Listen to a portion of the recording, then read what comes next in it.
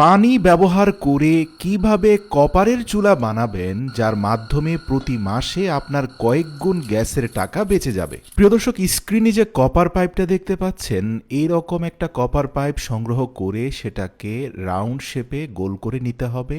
মনে রাখবেন, কপার পাইপের অগ্রভাগটা আপনাকে ব্লক করে দিতে হবে যেন সেখান দিয়ে কোনো গ্যাস বের হয়ে না যায়। এরপরে পুরো পাইপটাকে 3বার মুড়িয়ে নিয়ে যে কোনো একটা পাশে প্রতিটা রাউন্ড সার্কেলের মধ্যে 4টা করে হোল করতে হবে। সুতরাং 3টা সার্কেলে 12টা হোল হয়ে গেলে আপনাকে এই কপার পাইপটা স্থাপন করার জন্য একটা পাতলা কাঠের উপরে 4টা ক্লাম অ্যাডজাস্ট করতে হবে। প্রিয় দর্শক, স্ক্রিনে আপনারা যে ক্লামগুলোকে দেখতে পাচ্ছেন সেগুলোকে আমরা স্ক্রুর সাহায্যে কাঠের মধ্যে শক্তপোক্তভাবে লাগিয়ে দিচ্ছি। আর এই দুটো ক্লাম লাগানোর পরে অপোজিশনেও আরও দুটো ক্লাম লাগানো হয়েছে এবং এই ক্লামগুলোর মিডল পার্টে নাট সহ একটা বোল্টকে এমনভাবে লাগানো হয়েছে যার অগ্রভাগটা ভেতরের দিকে বের হয়ে আছে। মূলত এই 4টা ক্লামের 4টা স্ক্রুর মাথায় আপনাকে কপারের পাইপটা স্থাপন করতে হবে। এবার আসুন ভিডিওতে দেখানো দুটো প্লাস্টিকের বক্স নিয়ে নিন, যেগুলোকে খুব শক্তভাবে আটকে দেওয়া যায়।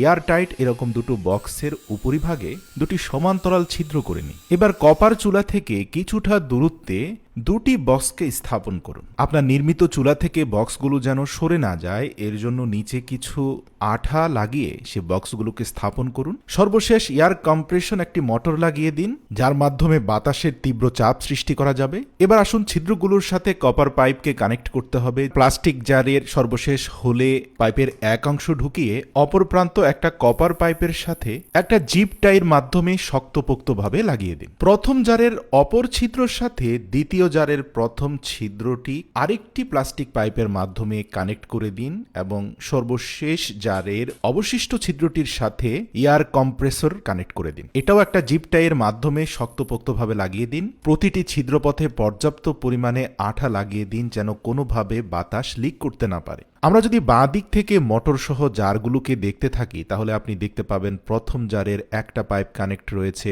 মোটরের সাথে, দ্বিতীয় পাইপটা কানেক্ট রয়েছে প্রথম জারের সাথে, প্রথম জারের অপর পাইপটা কানেক্ট রয়েছে কপার পাইপের সাথে। এবার আসুন এই মোটরটাকে একটা ব্যাটারির সাথে কানেক্ট করাতে আমরা প্লাস মাইনাস তারগুলোকে সংযুক্ত করে দিই। পাওয়ার সোর্স হিসাবে একটা ব্যাটারি কানেক্টরও সংযুক্ত করে দেওয়া হয়েছে। এবার আসুন সর্বপ্রথম জারে আমরা 1 গ্লাস পরিমাণ বিশুদ্ধ পানি ঢালবো। তারপরে খুব মজবুতভাবে এয়ারটাইট ঢাকনাটি লাগিয়ে দিয়ে দ্বিতীয় জারের মধ্যে আমরা 1 গ্লাস পরিমাণ পেট্রোল ঢালবো। ভাবতে পারেন পেট্রোল খরচ হবে? না প্রিয় দর্শক, মূলত পানি থেকে সৃষ্ট বাতাসের মাধ্যমে এই চুলাটা জ্বলবে। তো কিভাবে চলবে দেখুন, আমরা ব্যাটারিটা কানেক্ট করা মাত্রই যখন থেকে মোটরটা ঘুরতে আরম্ভ করলো, এয়ার প্রেসার ক্রিয়েট হলো পেট্রোলের মধ্যে। পেট্রোলের বক্স থেকে বের হওয়া বাতাস গিয়ে চাপ